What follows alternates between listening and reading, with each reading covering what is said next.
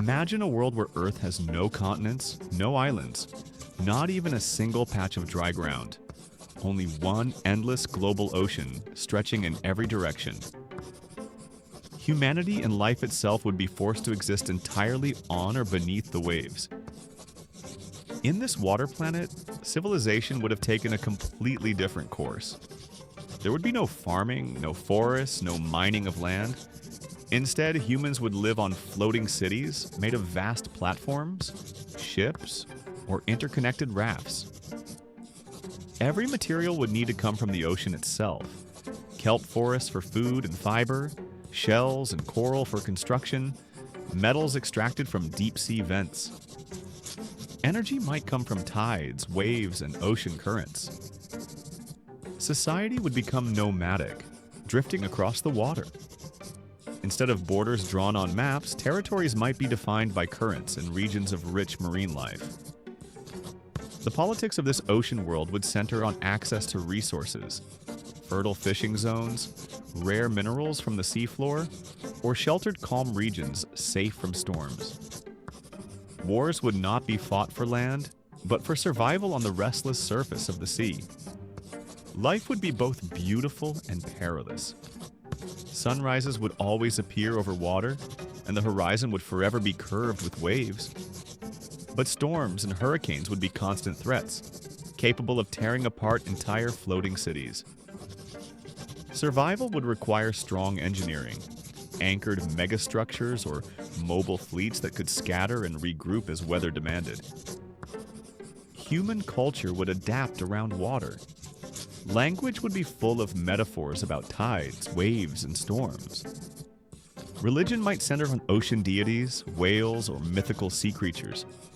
Music would be inspired by the rhythm of waves and the call of seabirds. Children would learn to swim before they could walk, and swimming might even replace walking as the most natural form of movement.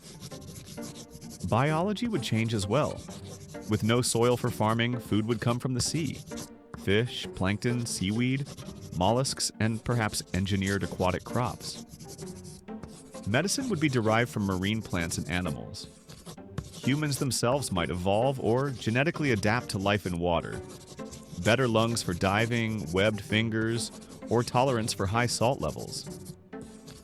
Exploration would take two directions: across the endless surface, mapping currents and storms, and into the depths of the ocean, discovering ecosystems thriving around hydrothermal vents or in the twilight zones.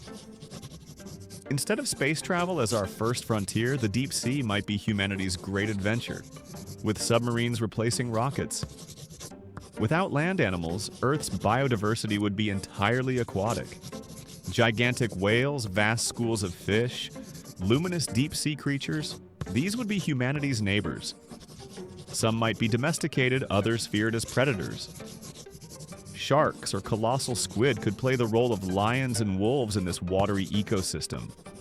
Philosophically, an ocean-only Earth would give humanity a very different relationship with nature. Land provides stability, permanence, a sense of rootedness. The ocean, by contrast, is fluid, unstable, and shifting. People might see life itself as more transient, shaped by movement and change. Identity could be tied to the currents you follow, the creatures you live alongside, and the floating community you call home. But there would also be challenges. Without access to land-based resources like coal, oil, or large-scale metals, industrialization would be harder.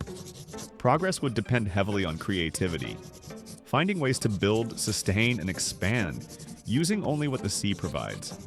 Space exploration might take far longer to develop, as the focus remains on surviving the watery world below.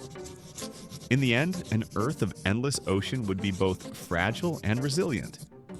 Fragile because life would always be at the mercy of storms, hunger, and the shifting sea.